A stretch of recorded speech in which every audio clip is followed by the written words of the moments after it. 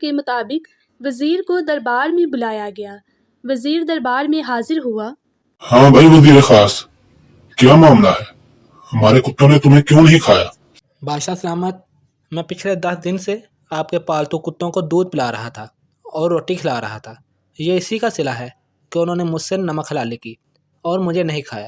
اس کے برعکس میں نے آپ کی اور اس سلطنت کی 10 سال خدمت کی، پھر بھی میری ایک چھوٹی سی غلطی پر مجھے معافی نہیں دی گئی۔ اس غلطی کو سدھارنے کا موقع نہیں دیا گیا، بلکہ کتوں کے سامنے ڈال دیا گیا۔ بادشاہ سلامت، وہ غلطی ایسی بھی نہ تھی کہ جسے سدھارا نہ جا سکتا۔ وزیر کی ساری بات سن کر بادشاہ کو اپنی غلطی کا احساس ہوا اور کہنے لگا، شکر ہے تم نے ہمیں ہماری غلطی کا احساس دلایا۔ آئندہ ہم فیصلہ کرتے وقت ان باتوں کا دھیان ضرور رکھیں گے۔ بادشاہ نے وزیر سے معافی مانگی اور اسے انعام سے بھی نوازا۔ آپ کو کہانی اچھی لگی ہو تو اس کو لائک اور شیئر کر دیں۔